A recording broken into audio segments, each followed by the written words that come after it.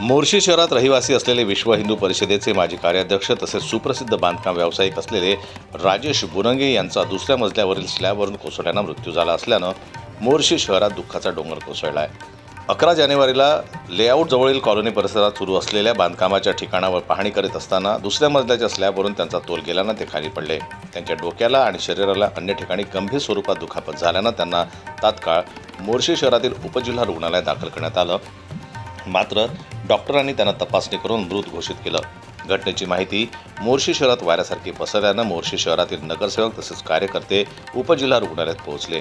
या आकस्मिक घटनेमुळे संपूर्ण शहरात दुःखाचा डोंगर कोसळला असून सर्वत्र हळहळ व्यक्त होत आहे. जन्मत न्यूज करता मोर्शीहून सोमेश्वर शहाणे यांची रिपोर्ट. मराठी बातम्यांसाठी जन्मत लाईव्हला लाईक करा, सबस्क्राईब करा आणि बेल आयकॉनला दाबायला विसरू नका.